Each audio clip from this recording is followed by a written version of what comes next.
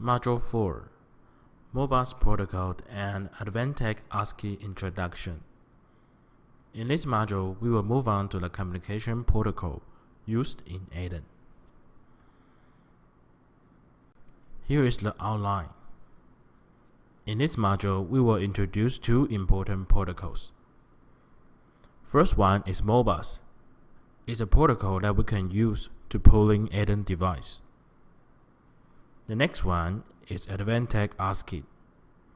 We can send the ASCII command to ADEN and to get the I/O status from the module. After that, we will introduce the debug tool we use for serial and Ethernet interface. Here are the objectives you are expected to understand in this training material. You are going to learn the Modbus Industrial Communication Protocol and the proprietary Advantech ASCII protocol. And you will be familiar with these two protocols' command format and use these two protocols to pull module data. And last, you will have a basic debug and troubleshooting skill for both serial and Ethernet communication interface.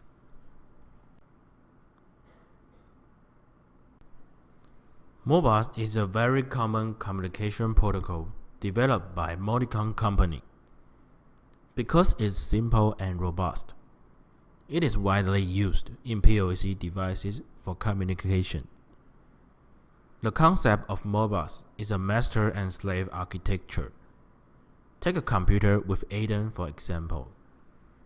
The computer can send command to pooling ADEN, and ADEN will reply the computer with requested raw data. Modbus also comes in several different types, depending on the physical interface which Modbus data is transmitted.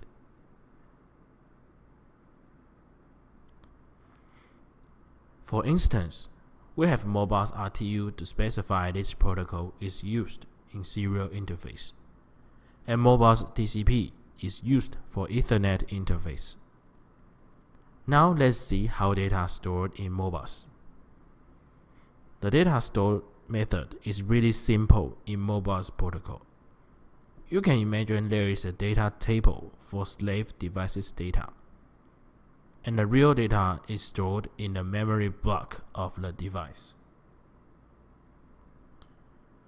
And you treat each of the data address as a memory block, where Modbus used to store the actual data. So actual data is referred to the Modbus address table. The Modbus address table can be divided into 4 types. As you can see, each type of address represents one data type. For digital data, they use Boolean values 0 or 1 to represent the status, so it's a single bit. For analog data, they use 16-bit integers to represent AI value, so it's a 16-bit word. These 4 data types use their own prefix address.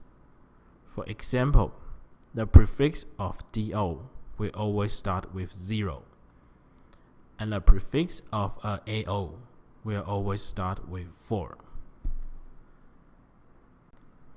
After the introduction of Modbus protocol and address table, let's see a new feature on new version of ADEN 6000 and ADEN 6200, which is the addressable Modbus address function.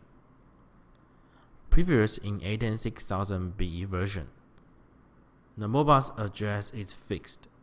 Users have to check the Modbus address mapping table from user manual. With the user-defined Modbus address function, it provides flexibility for user to deploy ADEN module.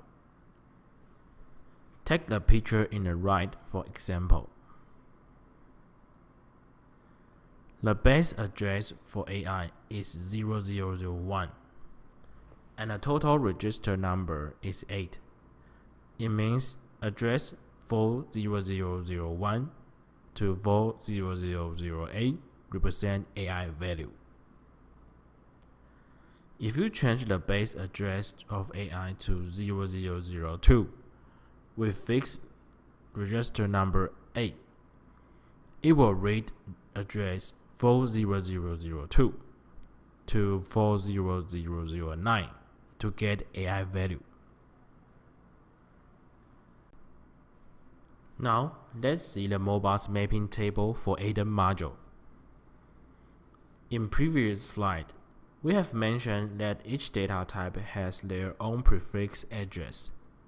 So the standard Modbus address table has 4 different prefix addresses. However, the definition of Modbus address in ADA is a little bit different. As you can see in the below table, we define the prefix for DO and DI is 0, and the AI and AO are all 4. This is because we want to simplify the Modbus address meaning for customer. This slide is the Modbus mapping of ADA module. We summarize the mapping address for DIO and the AIO in ADA module. For digital value, it's mapping to 0 something. If user want to read digital value, he need to use the function code 01 to read DIO value. For writing single Modbus address value, the function code is 05.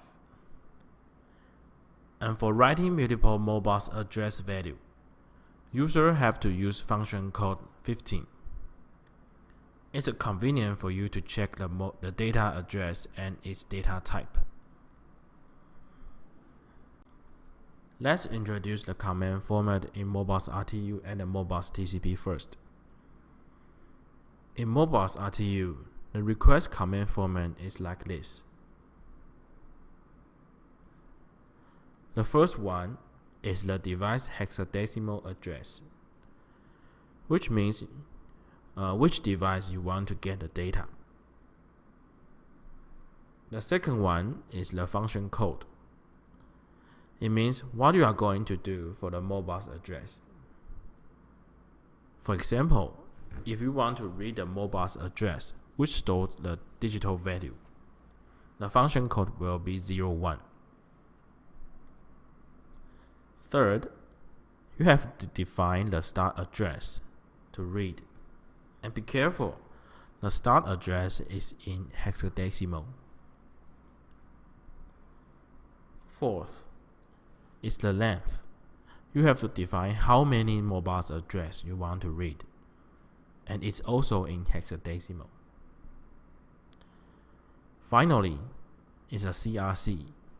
You need to calculate the CRC error tracking code for all the command you entered previously and add it to the end of the command. However, the command format for Modbus TCP is a little different. Modbus TCP use IP to be addressed and in TCP network.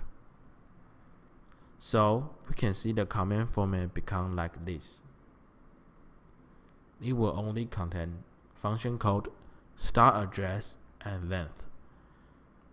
This is because the CRC is checking on layer 2, so there's no need to have CRC in Modbus TCP packet. Same as previous slide, in Modbus RTU, the response command format is like below. The first one is the device hexadecimal address, so you can know the response is from the correct device. The second one is the function code you use to request. Third, the device will reply you the total bytes of the data you request. Fourth is the data stored in the Modbus address. Last, device will calculate the CRC error tracking code for all the response command and add it to the end of the command automatically. For this example, it replies the Modbus address 18 and the data is 0. Likewise, The command format for Modbus TCP is a little different. So you can see the command format like this. It also means that the data in Modbus address 18 is 0. The error check value is a result of a cyclical redundancy check calculation, which is performed on the message contents. The CRC field is appended to the message as the last field in the message. When this is done, the low order byte of the field is appended first, followed by the high order byte. The CRC high order byte is the last byte to be sent in the message. After understanding what Modbus and Modbus address is, we can use Advantech Commander to send Modbus command to Advantech module. The Advantech Commander is the built-in tool in Advantech utility. It can pull in Modbus data from the slave devices. So the Advantech Commander is like Modbus master. Below screenshot shows the Advantech Commander icon in utility. After clicking this lightning icon, you will see this pop-up window, which have the Modbus manual for you to pull Modbus data from Advantech. You can set the Modbus type, starting address, and the reading length by yourself. In addition to sending Modbus command, you can also use utility to send Advantech ASCII command. The Advantech ASCII command is a protocol defined by our company. The function library is defined by Advantech. It is suitable for people who is not familiar with Modbus command. User can not only use the ASCII command to configure the property of Advantech modules, but also reading its status.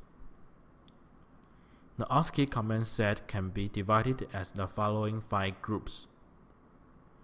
User can check which function they want to use and send a corresponding ASCII command in Advantech Commander. Here is the example for how to send Advantech ASCII command in utility. As you can see, you can send Advantech ASCII command to read the model name of Advantech module. The request syntax is $AAM. $sign is a delimiter character, and AA means 2-character hexadecimal Modbus ID address. Note that it will always be 01 in Ethernet. M is the model name command. Take model 6217 for example. If you send $01M, you will get exclamation mark 0162 and 17. Exclamation mark means that the command is well received. The 01 is the Modbus address, and 6217 is the model name.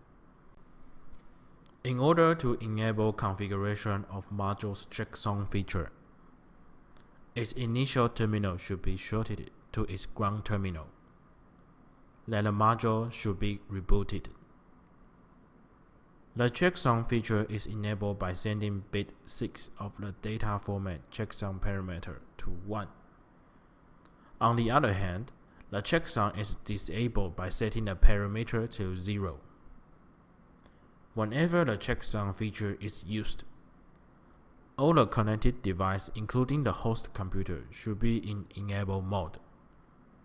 If the checksum is missing or incorrect, the module will not respond. Next section, we are going to introduce the debug tool when analyzing the communication problem of Advantech with controller. Let's see the scenario first. As shown in the picture, a host PC sent a command to Advantech, but it didn't get the response, which means the PC cannot get the data from Advantech. Those data can be I/O data or module information of ADEN. It seems that there is some communication problem between ADEN and the controller. But how can I know the problem? Is that the controller didn't send a command or ADEN didn't reply? To analyze the problem of communication, two debug tools can be used on ADEN module. One is for serial interface, that is access port, with two RS485 converter. The other is for Ethernet interface, and which is Wireshark. We will start from the serial debug tool first. The debug tool for serial interface is called access port. It's a serial port monitor tool, and as you can see, it can set baud rate and data format by user. It can also monitor the transmission time, just as the picture shown here. So you can know the transition time between each command. After basic introduction of serial debug tool access port, let's see the debug topology for serial interface. As shown in this slide, please prepare two converters to provide RS485 interface and wiring the device under test like the picture here. The reason why we need these two converters is because they can generate two COM ports. One is for sending command, and the other one is for monitoring purpose, which means both commands sent from the controller and the device can be listened at the same time. By using this wiring testing topology, we can know whether the problem is happened on controller side or on ADEN side by command we listened. Later on, we will open two access port window. One is for COM1 to send command to the ADEN. The other one is COM4 to listen the command sending from COM1. The COM port number may be different based on your computer setting. Let's move on to how to use access port first. In access port, we need to click on the button to configure the setting of the COM port. For example, the baud rate, the data length, and the COM port number, which are the key parameters in serial communication, and we also have mentioned in previous training material. Before sending command through access port, we have to check the COM port number, also the device ID of the module. This is the real device I'm using for our first hand-on. As you can see, the device we are testing is connected in between these two converters in daisy chain structure. After we finish the COM port setting, we can start to monitor the data. As shown in the picture, the COM11 can get both commands from the sender and a response for the receiver. By checking this, we can know whether ADEN replied to the master and analyze the problem. Next, we are going to introduce the debug tool for Ethernet interface. Wireshark is a network packet analyzer. It can be used for ADEN 6000 and 6200 Ethernet module. It can capture network packets and display packet data as detailed as possible. As you can see, all the packets cached by Wireshark are displayed here. If you want to click one packet here, it will show the analyzed result for network packet in the middle part of the screen. The bottom part are the raw data of each packet, which is in the hexadecimal format. The Ethernet debug topology is shown in below picture. Use the LAN cable to connect the module to your PC port directly. Then turn off the unused LAN card, including wireless LAN card, for packet analysis. This is the real device I used for Ethernet debug hands-on. Aiden here is acting as the Modbus server, and we will run the utility in this PC to act as the client to send the Modbus TCP request to Aiden. So Aiden will reply with Modbus TCP accordingly. Utility is a software tool we use to configure and control Aiden, which will be introduced later in training module 5. When all setup is finished, I will start the Wireshark in PC to monitor the communication between these two devices. Let's see how to use Wireshark to capture the packet. First, you need to choose which network you want to monitor. Click it to stop capture. Then you will be directed to this page and see all the packets transmitted in this network. To make the analysis easier, we can use the packet filter function to get the packet we care about. The most common used one is to type Aiden IP. Then you can view all packet that is related to Aiden. We can also use the UDP command to get all UDP packet, and also type TCP to get all packet with TCP protocol. In this packet, we can see the Modbus TCP command here, which means in this packet, we can see the Modbus TCP command here. It means that he's asking for the data which is stored in the Modbus address 1. Here is the response. Different function code have different response format. From this response, we can know that the data stored in 1 is 0. After knowing the Modbus TCP command format, we can understand the raw data capture in Wireshark. Here's an example of using function called 01 to read Modbus address start with prefix 0x. You can try to capture the Modbus TCP packet of Aiden, then try to interpret the meaning of the packet. You can also go to simplified Modbus website by click the link here. This website explains clearly for all function code. That's all for Module 4. Thank you.